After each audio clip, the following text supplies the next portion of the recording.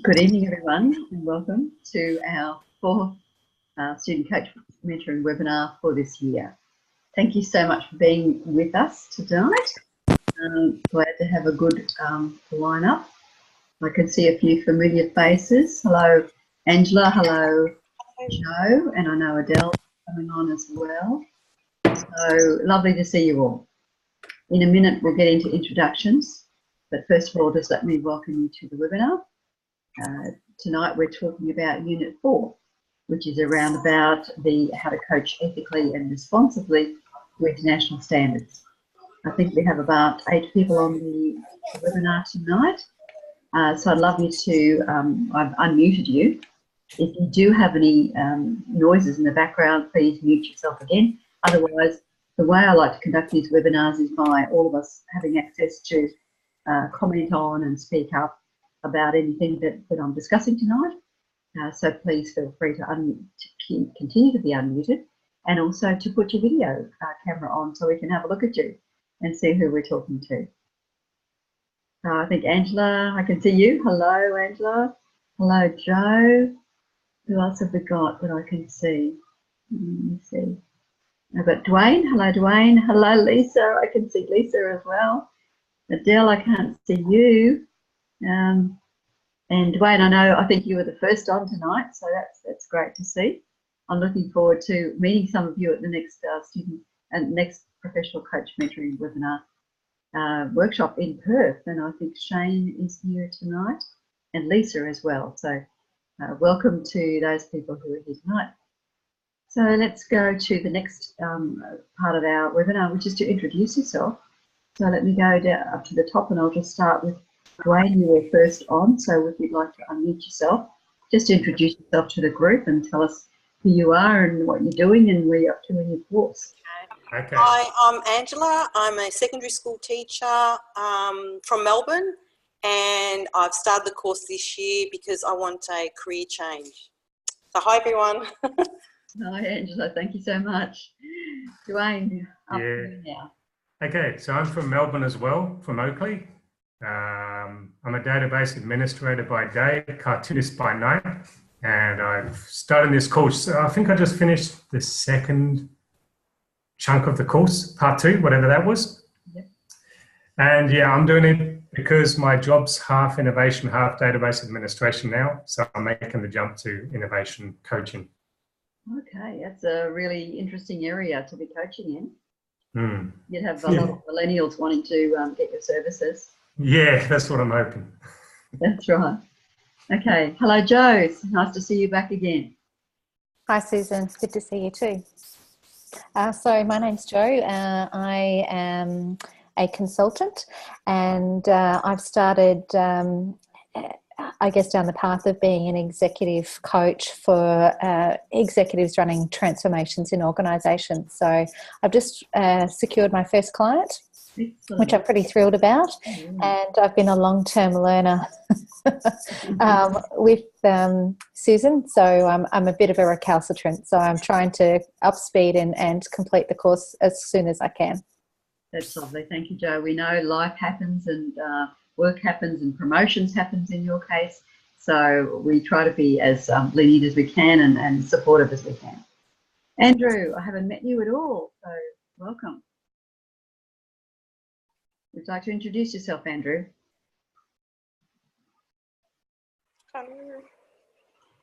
No, Andrew's not coming in. Okay. Can you hear me now? Yeah. Now, Andrew. Go ahead. Okay, good. So thank you. And first time here, which is good. I just started the program, so I just completed Unit 2, I think, like Dwayne.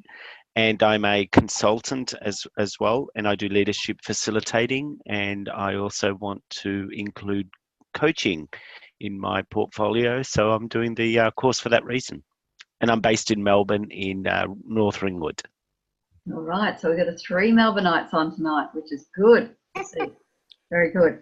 I hope you're all going to schedule in for the next Melbourne workshop, which I think is 31st of October to the 2nd of November. So I can meet you all in person. It'll be great. Shane, I'm going to meet you very shortly in Perth. Hey, Suzanne, how you going?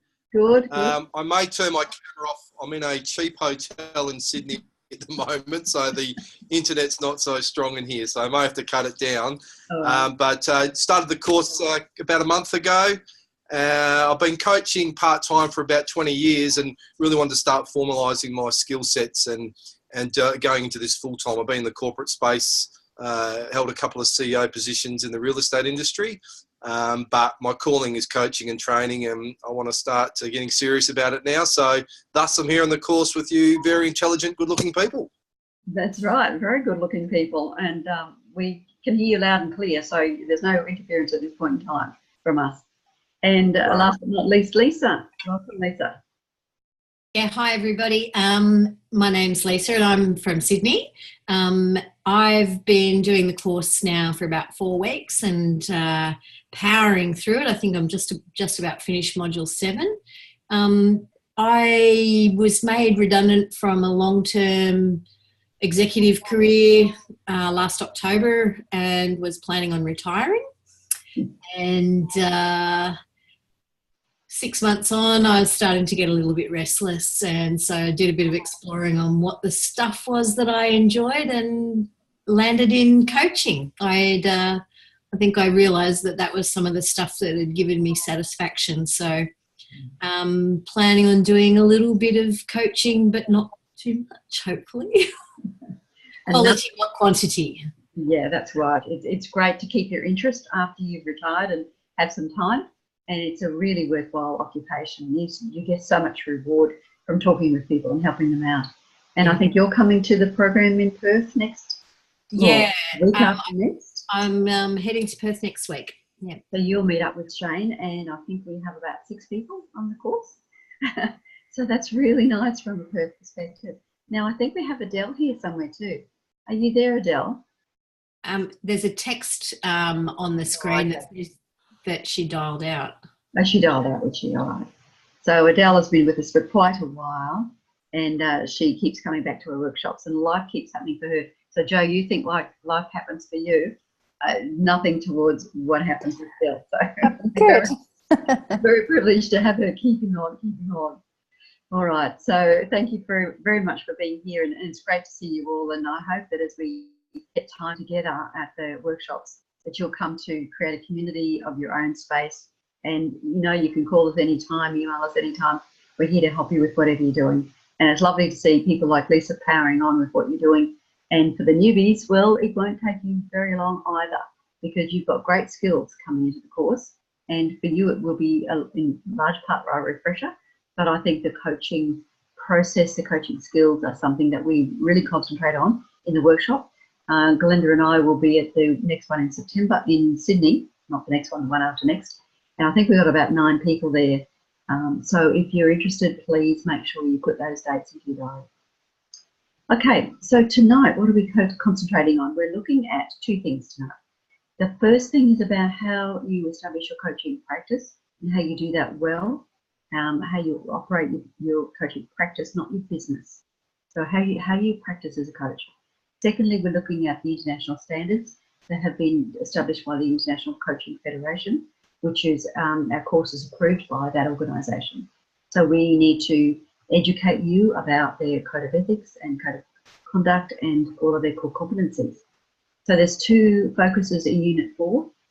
Let's start with looking at how you're going to be coaching and establishing your coaching practice. So this is the first framework, and I'll go through that in a bit more detail shortly. So the first is we're going to be looking at your coaching approach. And there are 4 parts to that. It's your coaching philosophy, which is really so important. If you haven't got the right philosophy, if you're not here for the right intention, for the right purpose, then I don't think you're going to get onto the course to start with, because that's why I or Joel or someone will have a chat with you as well, usually, to see, what's your intention? What's your purpose? Is it just to make lots of money, which, that would be lovely. But that's not really the intention of coaching. It's to help other people get on with their life, get on with their goals, achieve what they want to achieve. And if your heart's not in that right space, you're not going to be one of our coaches. Okay, so at the end of the course, you'll graduate with an AIPC certified coach badge, which you can put on your websites and on your collateral, your marketing collateral. If you choose to come to the workshops, you can also graduate with the ICF ACSTH approval badge as well. And for those who are coming to the workshops, you'll get that when you graduate. We're also looking at the coaching principles. What is it about coaching that sets it aside from some other interventions that we may have? Looking at the coaching styles and methods, which is pretty much what we've got in the workbook for you. Then we'll look at how your coaching practice will operate. What's your coaching biography like? And that's really important because that's your entry into the world. That's your face to the world. And really, it's not about you, because in all of our coaching, and you'll find that with the ICF, it's all about the client-driven agenda.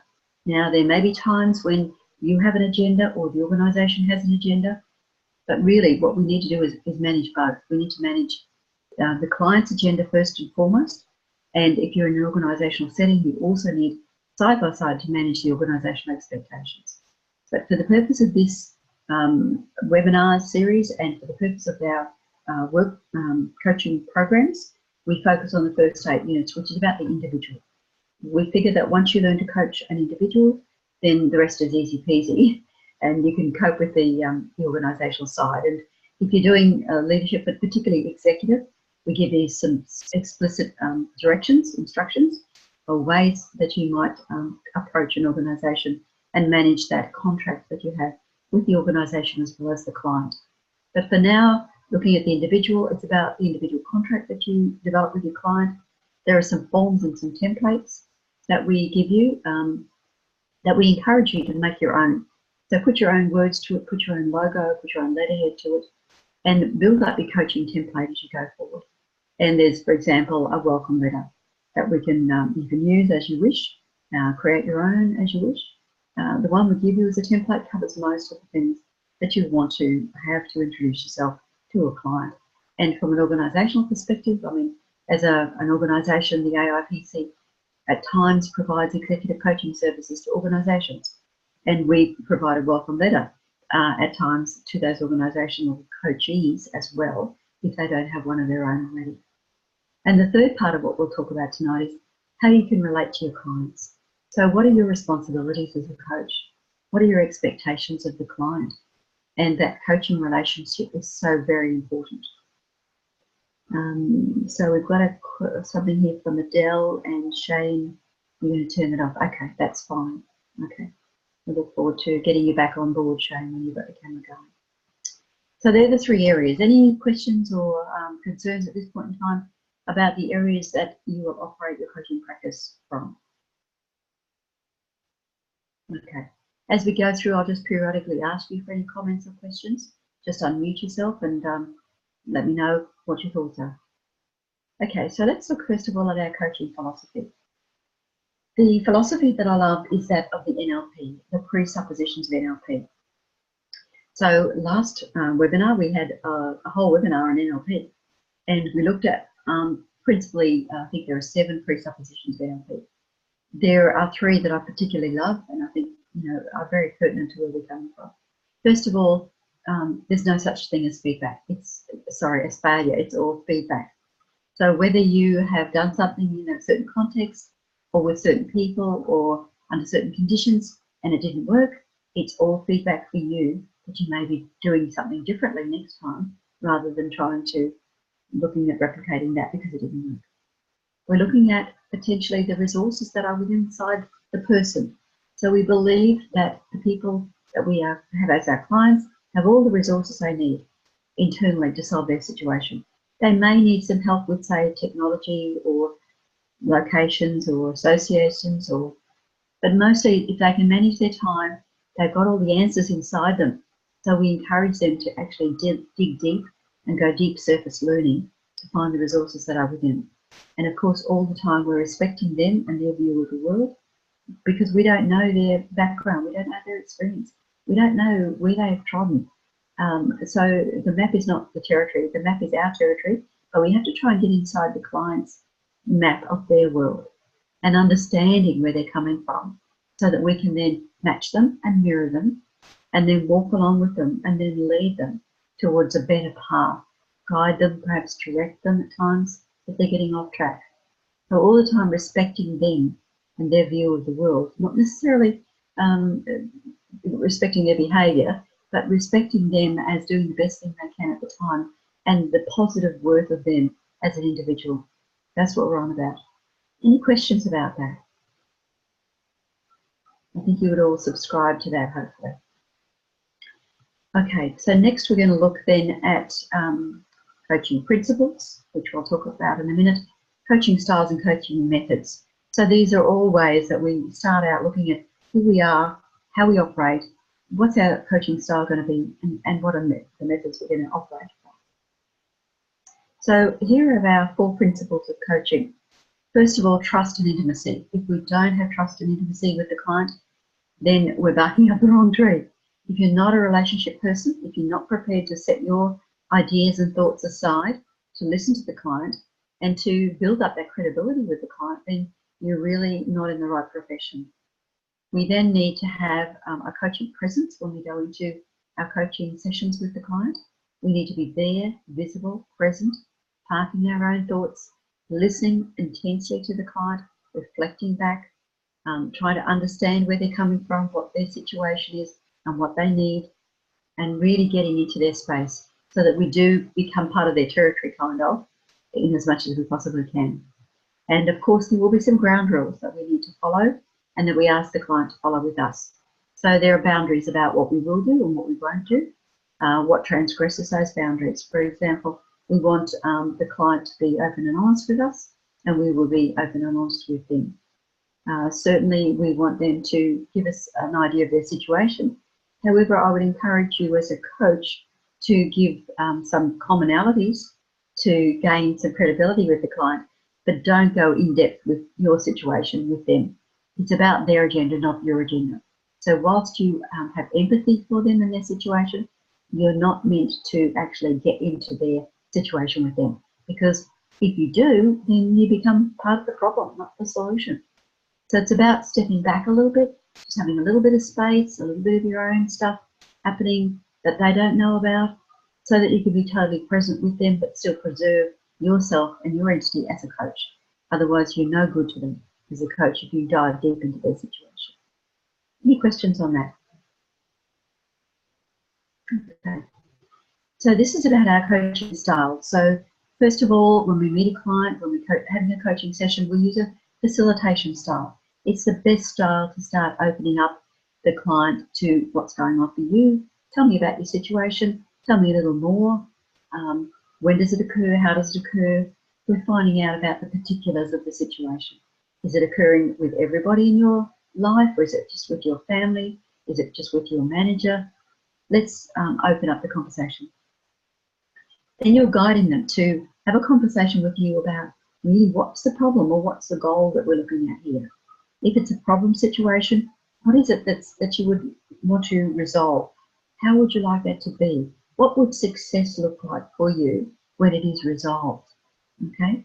If it's a goal that they're looking for, what's it going to be great like when you achieve that goal? How's it going to be? Explain that to me. What are you feeling? What are you seeing? What are you hearing? Sometimes you will have to direct the client back to where they are, because they'll get into their own track, they'll go off on their own agenda, and it may be extraneous information, or it could be information that's really important. And so as a coach, you need to be able to make some notes about that, but then be able to guide them back to what the real agenda is. Realizing that sometimes they don't always give you the right agenda up front. They don't always know it themselves, or what they think is the agenda that they want to talk about sometimes morphs into something much more important for them as you have a discussion. So really the first couple of sessions that you have with a client are so important in terms of finding out about their problem or about their situation or about the goal they want to achieve, and then formulating a goal with them. And that's a really important part that I'll be focusing on in your coach training programs. What is the goal or what is the problem? And state that quite clearly. Because it's oftentimes in the stating of the goal, the client will say, no, I didn't mean that. I meant this, I meant this other thing. And so you start again by exploring the other thing that they were talking about. So the first 2 steps in the coaching process, which is about finding out about the problem or the goal, and then looking at stating that goal and identifying what it is they want to achieve and where their future is. It's so compelling that it takes them forward, they're the most two important steps in the coaching process. And of course, all along the way, you're motivating them to say, yes, you can do it. I'm with you. You don't have to walk alone. I'm here as your accountability partner. I'm here to keep you on track, which is so important because, let's face it, these are obviously behavioural changes that they need to make, that they've perhaps tried to make before and been caught back into old behaviours or habits within their family or within a work situation, that they really have to break that pattern. And a part of your work is to identify that pattern with them and help them to gain insight and awareness as to what's happening for them. And then it's to help them forge that new path. Any questions on that?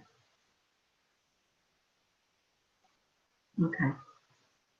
So we're moving on now to your coaching methods. Now, obviously what we want to do is meet up with the person face to face. And that's what I'd love to do with each of you when you come to the workshops. The second best option is to do what we're doing now, which is to Skype or to video conference or something like that. I've just got somebody coming in to chat again. Sorry team, my internet connection is very shaky from Shane. Okay, Shane, thank you, we recognise that. And so meeting face to face is really important because it gives you a visual on somebody. It helps you to look at their non-verbals. It helps you to look at their gestures, look at their facial expressions, see whether you're on the right track. But if you can't do that, then of course video calls are a good alternative. Telephone is often very a useful method.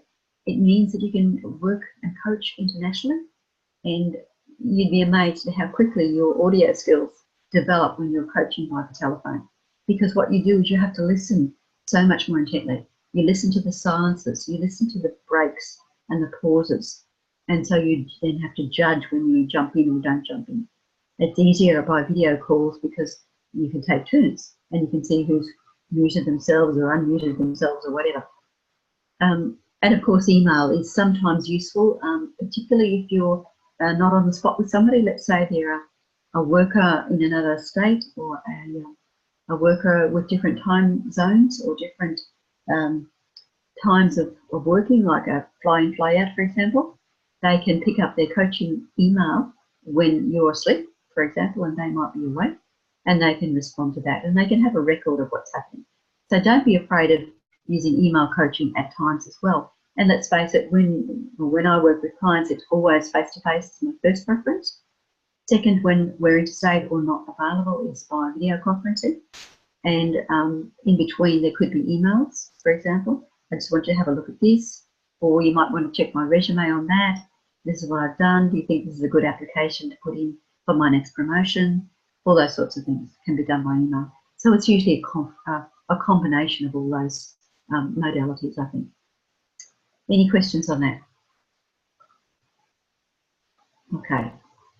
So the second part is how will your practice operate?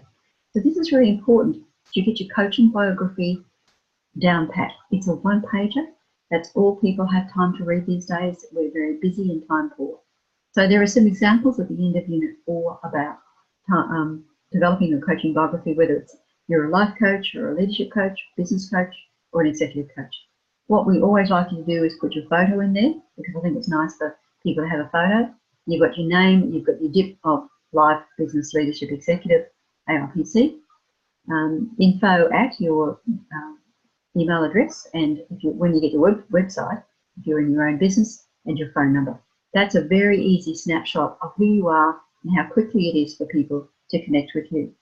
And then a little bit about yourself and where you're coming from, and then of course going into how you can make life easier or better for your clients, the areas that you can help them to work with, and the problems you can help them to resolve.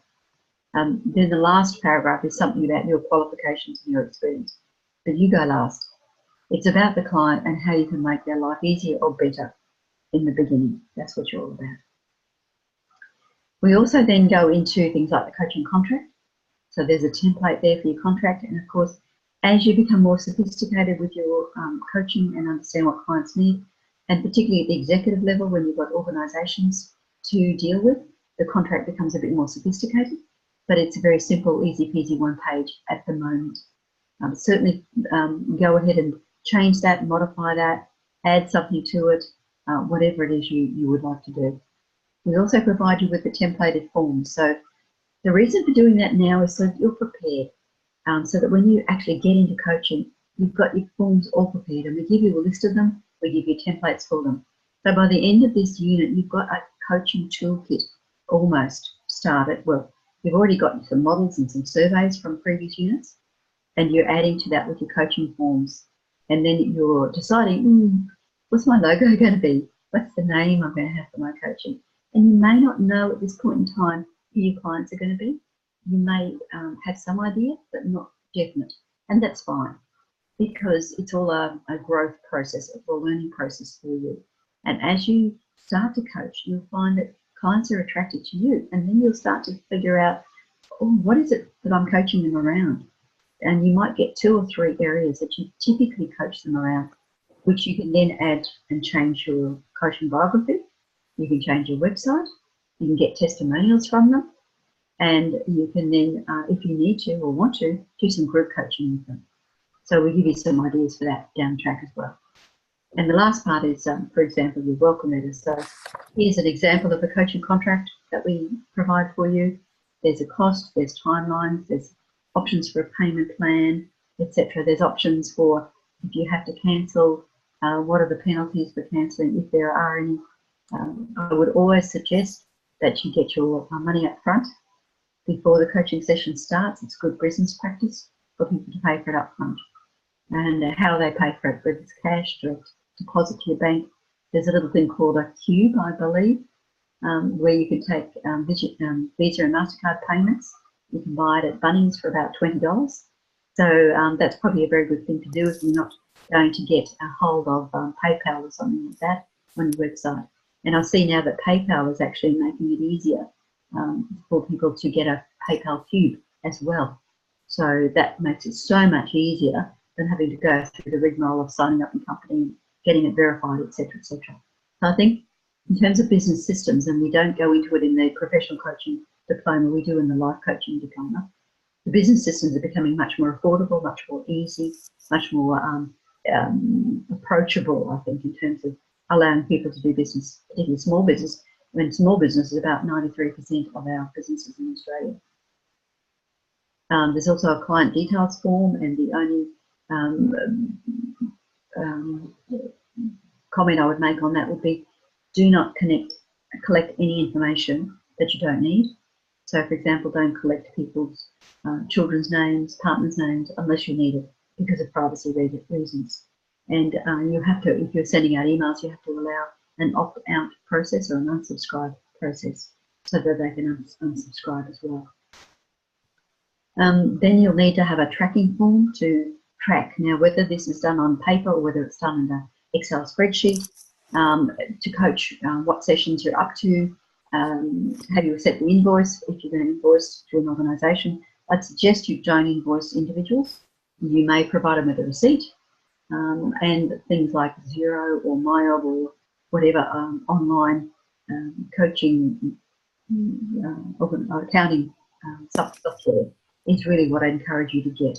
It's very, very easy to manage your accounting software and to know when people have paid, when they haven't paid, etc. But that's more particularly from an organisational perspective. For individual clients, I'd get them to pay up front each and every time. Cash up front is always good for me, but sometimes it's a credit card, but mostly it comes out of the pocket these days, or a debit card, one or the other. There's also a program called Coach Accountable, which I haven't used, but some of our coaches in training use that. We've got a lady who's an accountant and she uses it. It costs about $10 per client, which is a bit of an ask. If you've got 4 coaching clients, it's $40 a month, for example. If you've got 9 coaching clients, it's $90 a month. However, if that works for you, now what it is apparently is that you can set the goals with your client and you can set the actions with your client.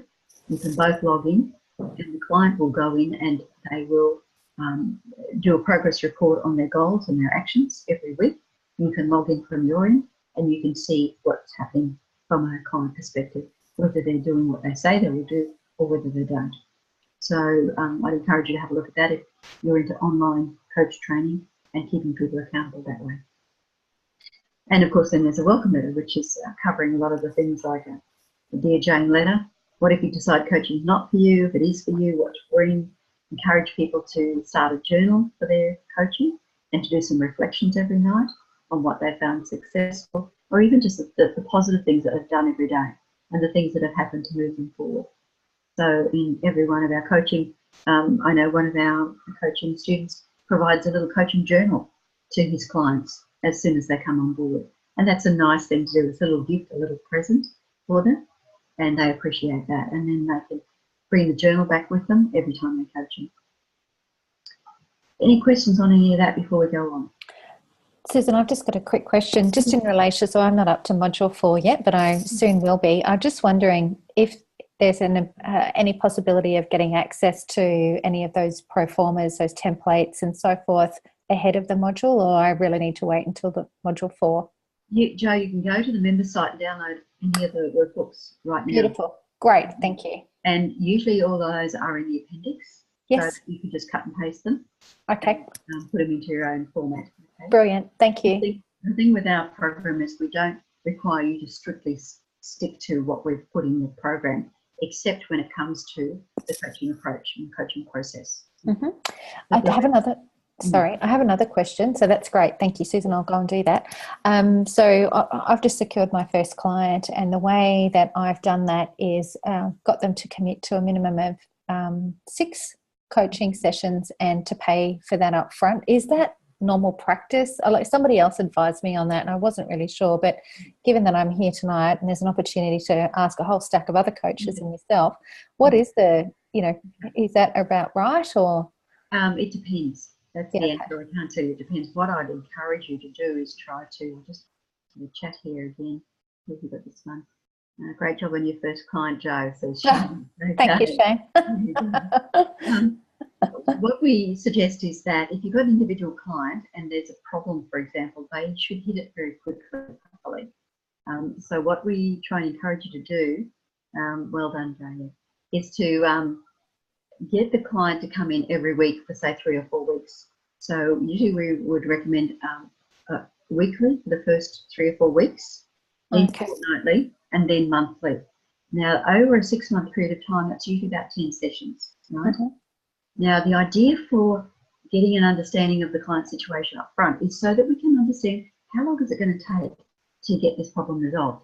Sometimes it's a one-off problem and it's just one session and it's gone.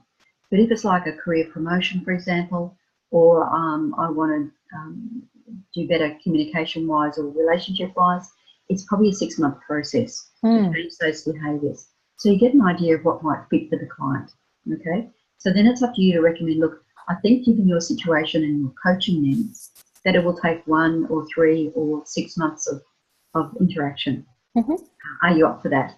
And then what I do is, if it's, say, 10 sessions and you're charging, let's say, $100 an hour, that's for a life coaching. For a business coaching, it would be, depending on the client, $150 to $250, depending on the business results. For an organisational client, it would be $250 to $350.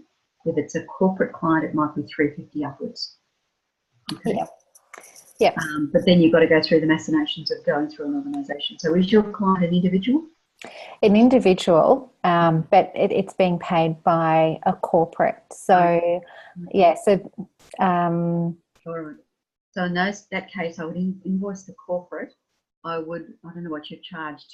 I would say start with $350, but you might be more. Yeah. Take up to $550, something like that for corporate.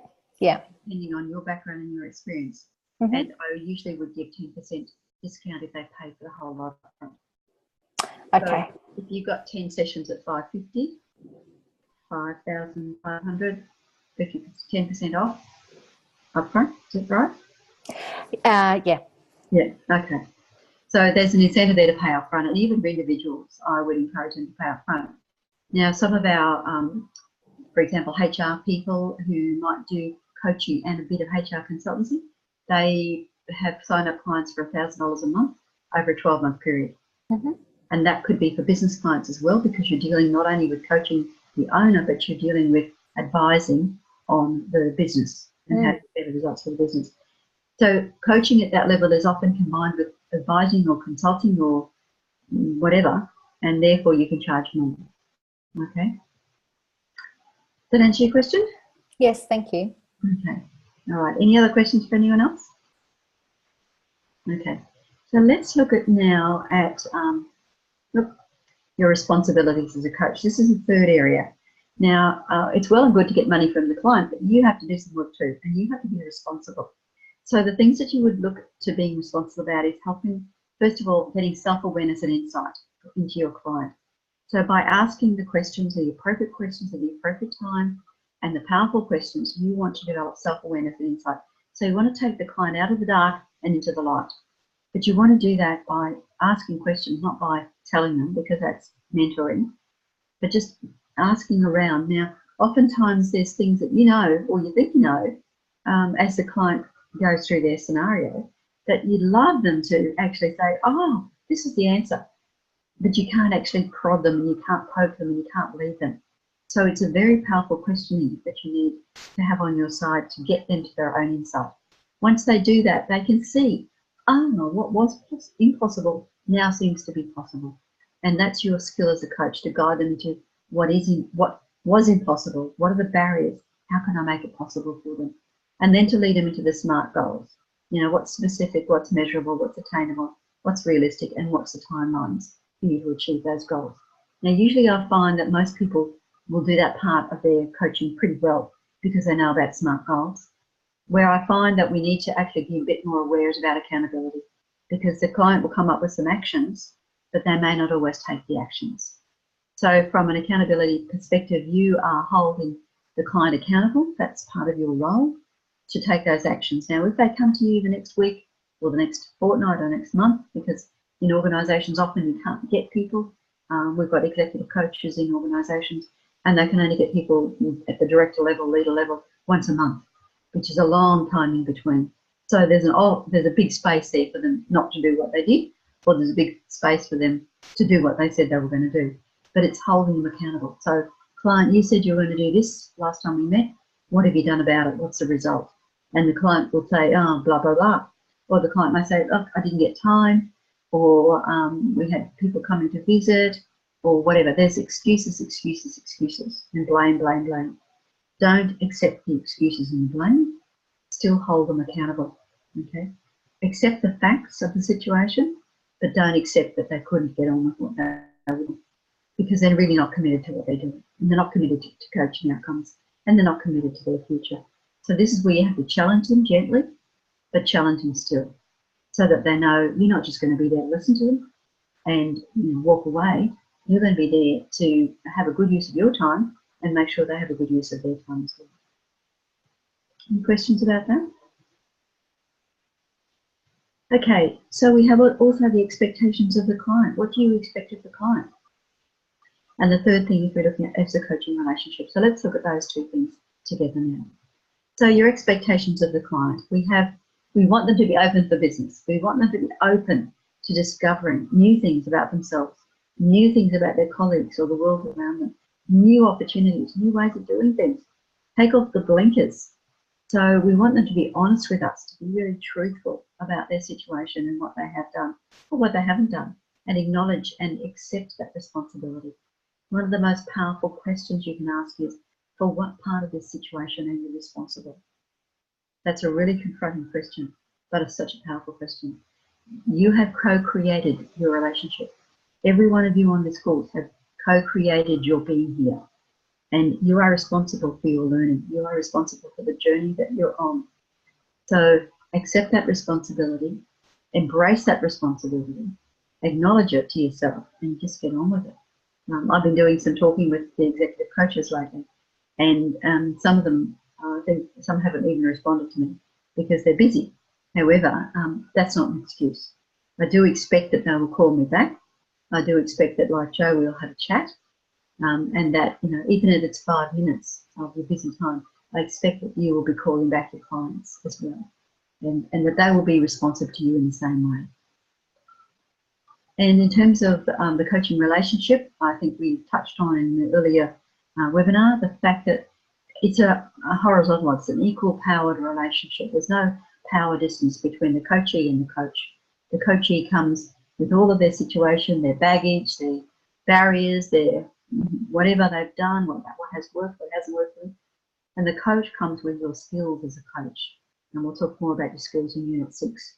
So how you coach them, it's an accountability relationship that's an equal partnership, as opposed to a mentor, where a mentor is more senior usually and more experienced than a mentee, has more knowledge and usually tells the mentee what to do, and there's a power distance between the two of them.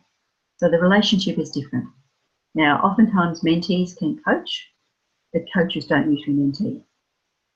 The exception would be if a coach is an advisor or a consultant or something like that. And when you come on the workshop with us, we'll show you how to change hats so that you can clearly tell your client when you are coaching and when you are advising or consulting or something like that. They're two different approaches, and you don't want to spoil the relationship by mixing them up. Any questions about that? Okay. So let's go now and look at the International Coach Federation requirements, because as I mentioned, our course is course approved by them. And when you complete the course, if you come on the workshop, you can apply for an Associate Certified Coach status with them. Also, if you come on the workshop, you'll get an ICF and an ACSTH graduation logo on your diploma, so that we know that you've completed the course and you've really thoroughly been schooled, instructed in the ICF requirements. I'll take you through them in brief now, but they're also in your workbook in Unit 4. And when you come onto the workshop, we'll go through them in a bit more detail as well. So the ACC Associate Certified Coach is 60 hours of coach training and 100 hours of coaching experience. So you need to complete 100 hours of coaching and log that. And we've got, they give you the way to log that so that you're on the right track with them. You also have to do 10 hours of coach mentoring with the likes of a professional certified coach, which is our Martin Doyle, and then you can apply for becoming an associate certified coach. So it's more details when you come on the workshop. Is anyone here thinking about going for ICF certification? Yeah, Joe and Lisa, and who's that with his hand up? Is that you, Dwayne, is it? I think I've lost you off screen. Yeah? Okay, that's good. All right, so in terms of their coaching, just let me take you through a little bit for a while. Their definition of coaching is the first part of our definition of coaching. And I say the first part because this is pure coaching. And I've been doing some interviews with my for my PhD studies, and it's really interesting to know what organisations define coaching as. This is a pure definition. Coaching is partnering with clients in a thought-provoking and creative process that inspires them to maximise their personal and professional potential. So it's all about the individual and where the individual is going, their personal and professional intention. From an AIPC point of view, we also are very realistic about what happens in coaching sessions, particularly in organisational environments, and we put that together with a performance coaching framework as well, because there has to be results when you're coaching people in an organisational area.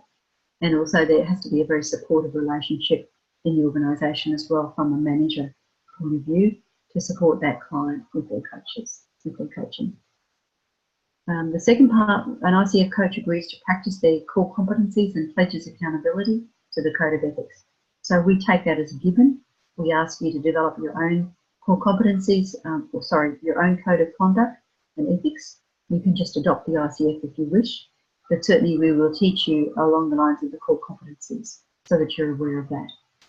And we look at the professional relationship that exists between when coaching includes an agreement that defines the responsibilities of each party, as we've talked about, and including contracts. Now, contracts are interesting because a contract technically is between a person and a non-affiliated person. So technically you can't have a contract between yourself and a family member. So even though when you start out with your coaching, you may coach a family member or a friend or whatever, unless you've actually got a contract that states it's a contract, it's probably not a valid contract according to the law. So a contract means that there's an offer of coaching, there's an acceptance of that offer, and there's something that's paid in relation to that offer. Now, when you look at the ICF 100 hours of coaching that's required before you can apply, there could 75 hours of those need to be paid, 25 hours could be pro bono. So the paid could not be, may not be like $350 an hour. It could be at $25 an hour or $50 an hour, okay? So, but what you have to do is log your coaching hours and get your agreement from your client so that the ICF can contact that client by phone or by email to just prove that they had that coaching with you. Any questions on that? So why a code of ethics? Well, it provides a broad principles and values to which coaches subscribe. These include confidentiality and the utmost concern for the welfare and success of the client. And you will have seen recently that the privacy laws have changed in terms of receiving data from people, getting them to opt in or allowing them to opt out, or signing up on contracts with, yes, I will receive information from you. I don't know about you, but I get inundated from people with emails, just unsolicited emails. And I typically will unsubscribe to them.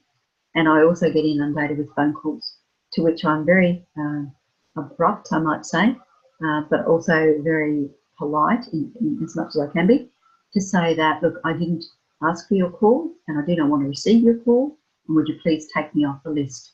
And the important part is the last part, because unless you ask them to take you off the list, they'll continue to ring you.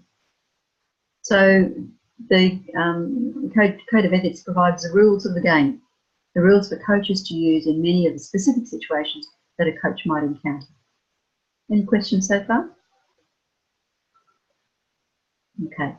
And it serves as a building block for the ethical and moral standards of coaches. So I'll be putting a couple of scenarios to you very shortly that you can judge what your response would be. In terms of competence, there are 4 competencies, 4 categories of competence through the ICF. The coach must be competent. You should maintain high standards of competence now in your work. Now, if you become an ICF accredited coach, you will be required to renew your membership and your credentialing every 3 years. And that's something we're going to be introducing to ARPC very shortly as well. So you need to be competent. There are a lot of coaches out there, or people out there, who call themselves coaches who've not been properly trained, and they provide a very bad reputation for coaches in the industry. I think that's changing. I think there's a lot more awareness in the marketplace about coaching, and a lot more people who want to be, for example, ICF credential, and we hope ARPC credential, because we are very strict in our standards as well. Secondly, integrity. You should represent yourself in an honest and fair manner, being cognizant of your particular competencies and limitations. Now, it's not a problem to have limitations. We all have limitations and weaknesses. It's acknowledging what I can do and what I can't do, what I'm good at, what I'm not good at, and when I need to refer to others. So our policy at ARPC is to surround ourselves with quality people, people who know their stuff in different areas. We just do coaching. We train people as coaches. That's all we do. But we have the likes of Grant Herbert, who trains people in social and emotional intelligence. We have Dr. Heidi Herring, who trains people in neuro-linguistic programming. So that's our policy. Surround yourself with people of quality who do really, really well what they do. Thirdly, professional responsibility. We should uphold standards of ethical conduct that reflect well on the individual coach as well as on the professional large. Let me say to you that your reputation is everything. If your reputation is besmirched in any way, you will lose a lot of credibility, you will lose a lot of clients. So what you want to do is uphold your credibility. If you think that you may be at risk with a client or may not be able to help a client, please refer them on, because you don't want to put yourself at risk or your reputation at risk. In an organisational setting, be very careful about what you will do and what you can't do in terms of coaching people. Oftentimes you will get people who may be, let me say, very poor performers and maybe on the way out, that an organisation may want you to coach for poor performance and fix up, and that may not be possible. So if you put yourself in that position of saying, well, okay, I'll coach them, and their performance doesn't improve, then that may not be so good for your reputation. What I would do in that instance, if you did want to meet with them, I'd say I'd meet with them for the first time, and then I'll judge whether there's something there that I can help them with, so that you don't put yourself at risk, because there's lots of other people in the organisation who would gladly come to you to be coached, to have their problems solved with you, and to have you help them with their goals. Any questions on that? And of course, the last thing, respecting people's rights and dignity. We have a very diverse and cultural background, diverse in terms of people's skills and strengths, And we always need to build on people's strengths. And in fact, a lot of our coaches just coach to strengths. They don't even worry about weaknesses. It's when you get onto your strengths and you can see what you can do, then that takes people right to the peak of what they want to do and where they want to be. Okay, and that's all you need to do is coach to their strengths and maintain their dignity no matter what. Here are some examples of ethical principles. I won't go through them right now. You've got them in your appendix in Unit 4, and there's a whole lot more as well when you look at the Code of Conduct. But you can see that they relate to things like professional conduct, what you will do, what you'll be responsible for doing. They relate to confidentiality and privacy, strict form of privacy and agreement, and also a conflict of interest. So these are all very important things. Read them through, adopt those that you wish, adopt the whole lot if you wish as your code of ethics or your code of conduct. Put it on your website, send it out to your clients so they know where you're coming from. And this provides another string in your bow, another stance of ethical operation as part of your coaching practice. In terms of competencies, there are four clusters of competencies. The first is about setting the foundation. The first is meeting those ethical guidelines that we've just spoken about. And then it's establishing the coaching agreement, which is contract. So when you go to looking at your contract, please have a look at that and make sure that it's upfront. If you want to send it to the client beforehand, that's okay. They can then come back to a meeting with you and they can ask any questions, or you can say, have you got any concerns about anything? Let's talk about those. The second one is how you co-create the relationship with the client, establishing trust and intimacy with the client and a coaching presence. So in Unit 7, we have a step-by-step process to go into that first meeting with the client, meeting up with them, what you will say, how you explain what coaching is, what the relationship is, etc. And then, of course, it's up to you to get yourself in the framework where you're not doing anything else, you're not thinking about anything else. You set aside that hour for the client and it's totally theirs, you're totally with them. And if you're not prepared to do that, then you should be in the wrong business, really. The third one is about communicating effectively, active listening, powerful questioning, being direct in your communication, but not so direct that you're off-putting, but really holding the client accountable, asking specific questions about what's happening, when is it happening, challenging them gently to actually give you all the information they can and be a part of their success, basically, with you. And fourthly, facilitating that learning and results. That I can't stress it strongly enough, creating that self-awareness and that insight. And you'll see it with a client. They'll sit back and they go, I know what to do. And it's embracing the silence afterwards, giving them the space so that they can actually fully integrate what they've just learned about themselves. Then helping them to set their goals, stating goals, action planning, and then helping them to manage that progress and being jointly accountable for the results that they achieve. Any questions about those competencies? Okay. So here's two scenarios I want to give you just as a final finale for tonight. You have a client who has cheated on his resume. What do you do? Got no qualification for the position, but plenty of experience that can do the job well. What do you do? Any ideas?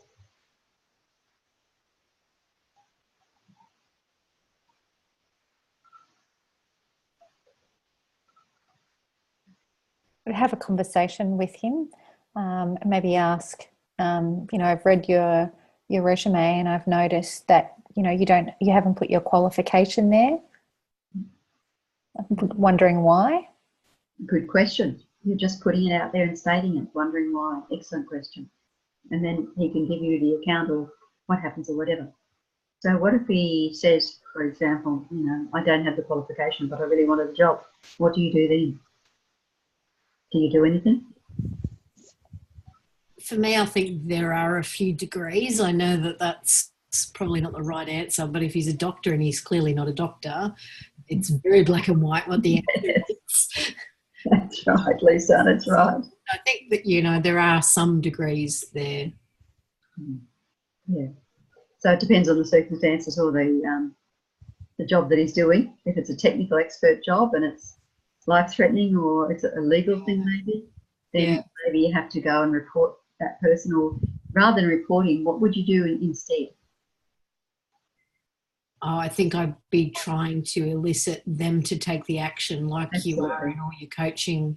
Absolutely. So you go back into them and say, you know, is this the right thing you should be doing? What do you think you should be doing instead?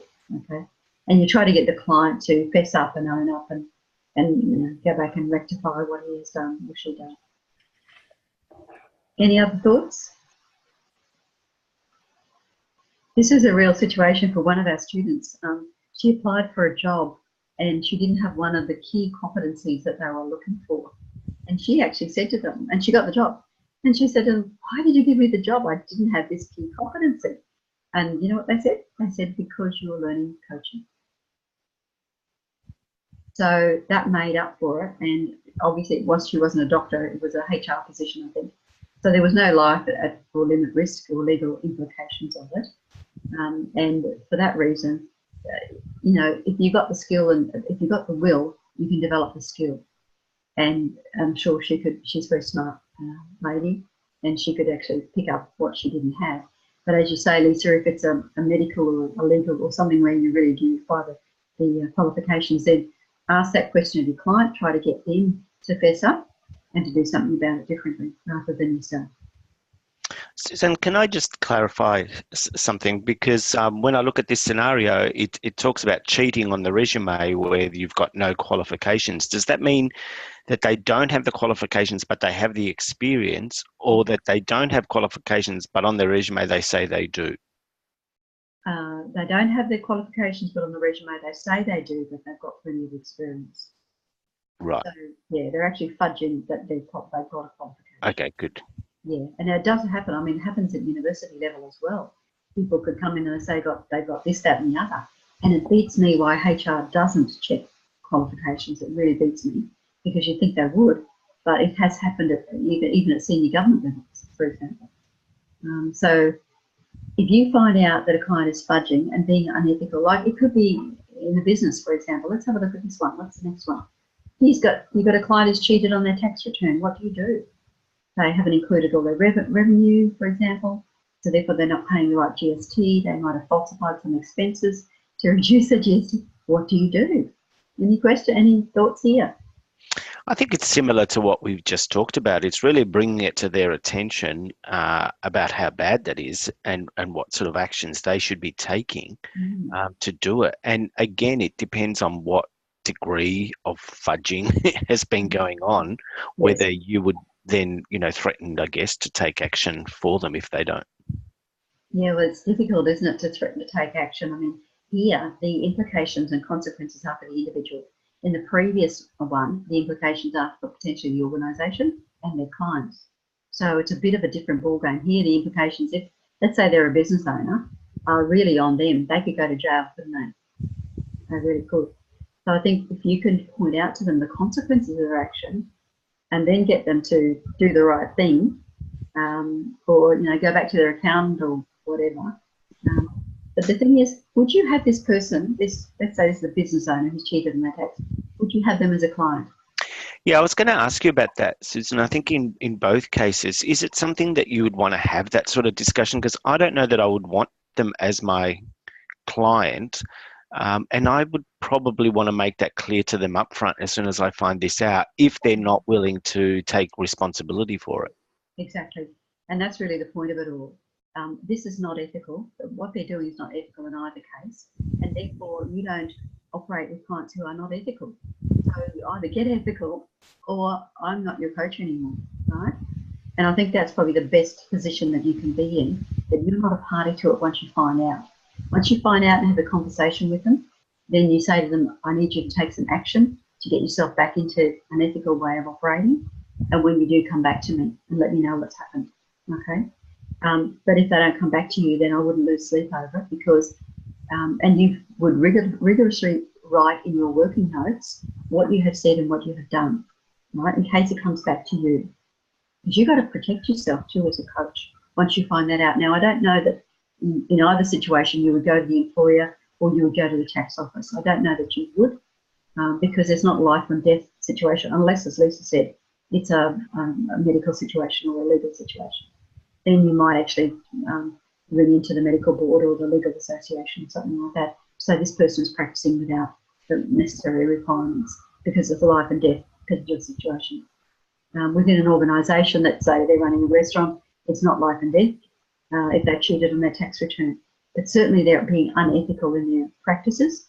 And for me, I don't work with people who are being unethical in their business practices. So that's the end of story. I'd give them that ultimatum and then it really gets up to them what they do. Any other thoughts? Yeah, no, I agree with that. I think it's just life's too short to work with dodgy people. Yeah, and there's plenty of other people around who really value your time and what you're doing with it. I mean, sometimes coaches may get desperate for clients, but even so, I think that's not a good enough reason to work with people who are being unethical. I think it's a spiral downward from there. And if you get into that spiral, I think it's really hard to get back. Well, that's all I have for you tonight. I thank you very much for all of you being on the webinar tonight, and thank you for your time. I hope you found something interesting or something to contemplate tonight. I look forward to seeing you next time, Monday the 25th of June at 7 o'clock, and we'll look at Unit 5 the next time in our webinar. So thank you very much, everybody. Any concluding comments? Okay, I see some waves, so bye-bye for everybody. Thank you for coming forward. See you next week. See you next month. Okay. No. Thank you. See you Bye. in Perth, Shane and Lisa. Okay. Bye for now. Bye-bye. Bye. Bye. This.